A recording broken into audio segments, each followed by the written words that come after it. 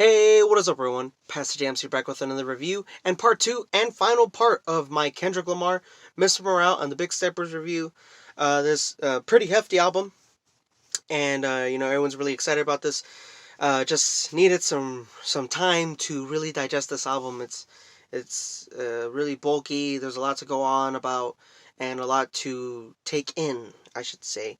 18 tracks, an hour, 13 minutes. I'm doing the second half of the album, which is, I guess you could say, like the B side or part 2. So, from Count Me Out to Mirror, I would say that in terms of production, Soundwave doesn't really go as hard as I think he would usually go, especially since he is probably TDE's number one producer. And given that he's working with Kendrick Lamar, I would say that it's a little bit more mellowed out than the first half of the album. Kind of more soft spoken, I guess I should say. A little bit more drawn down. Yeah, you'll have like a track on here like Silent Hill that's probably a little bit more out there, and Mr. Morale also with Tanna Leonne. But I would say the track, I believe it is Crown and Mirror. You have like these haunting pianos. It's really crazy. Especially with Crown, I think it's one of the tracks where he kind of establishes himself in such a way that it's more like he's just like tired and going down this spiral, this black hole, and just really looking out and accepting the fact that he's not going to please everybody, and that's fine. He's a human being, and he's just gonna keep on doing what he has to do. Yet he still struggles with happiness in such a way that it's still going to linger in his mind. But he does come to terms with the fact that it's accepted he just can't please everyone. Personally, his fans, or whatever the case may be. And Mother I Sober is the track that also has these really sorrowful pianos continuously going on and on, with the beautiful vocals by Beth Gibbons. That track, Kendrick explores generational curses, things that are really negative that goes on from generation to generation in any family. And I think Kendrick's second half of Mr. Morale and the Big Steppers is really darker and explores more of the sorrows that he has experienced in his life, more than the first half, where he kind of just notices more of his flaws, maybe some issues with other family members. But I think it's really good how he separates both sides of the entire album, because then you have Auntie Diaries, where in terms of issues, he explores more of the arrogance that he finds in himself, a younger self of him, when he was growing up, and especially with the idea of gender. Then he explores the idea of how he kind of sees the same thing in today's world.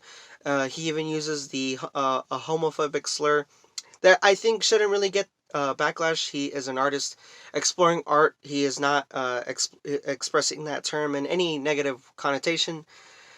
I think he's just admitting, or kind of exploring his arrogance of a younger himself, and those topics. Now he is trying to shed light on those topics and make sure that these people, especially in his life, are okay and they're fine, and kind of an apology, I guess you should say. But he just wants to assure that like everything's fine now, and he is like, not really having that mindset anymore. Silent Hill with Kodak Black was pretty good too.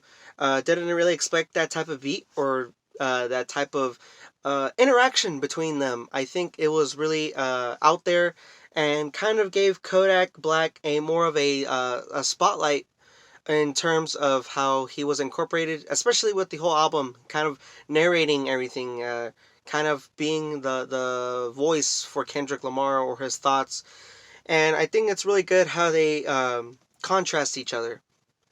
And then you have the track Savior Interlude and Savior, where his cousin, Baby Keem, really gets a chance to speak on behalf of like his little minor thoughts on the album itself, kind of like how Kendrick is discussing various things about his family, how he sees it in other families, where he grew up from.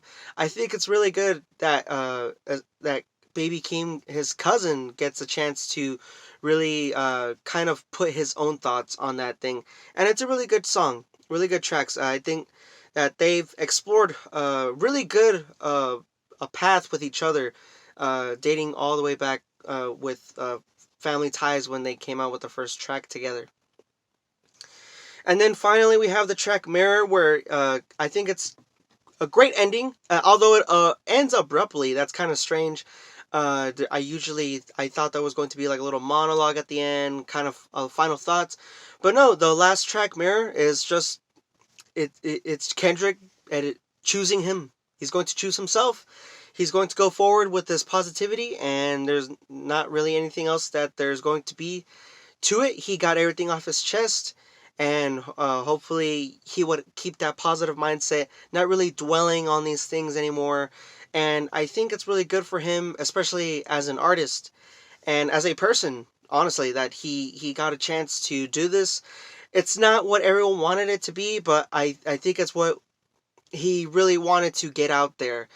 Kendrick Lamar is known for his albums for being really about him and his mindset. I think that's amazing. He kind of gives little chapters in his life and what he is experiencing and continues to experience today as a human being. And I think overall, with Mr. Morale and the Big Steppers, really touches the soul, touches really deep themes, especially with family and himself, the way that he views the world, the way that the world views him. It all just comes together into one beautiful masterpiece that I would say is a 9 out of 10. There's no bad tracks on here. I would say that the production, in terms of how Soundwave presented everything, is great for the most part. There is little minor things here and there that are not really as amazing as I think that they would have been. But I would say that it wouldn't really have fit the album either. It's strange how complex this album is. That's what I really got to say about Mr. Morale and the Big Steppers. It could scare away listeners, especially new listeners, given how bulky it is and how just diverse, the so many messages, so many themes. It could scare anyone away. And it was quite a hefty album to take in. Took me a week apart to review this album in fully. Yeah, pretty big album. It's just I don't even think that some of my thoughts are fully taken in at this point. But still, even if they were or if they're not, I still have a firm, strong opinion that this is a 9 out of 10. Amazing work by Kendrick Lamar. Just what he does is just a pure genius work of art.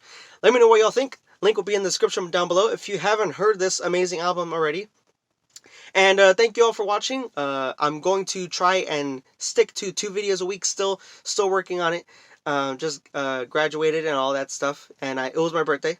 So hit that subscribe button, share with a friend. Peace and stay safe.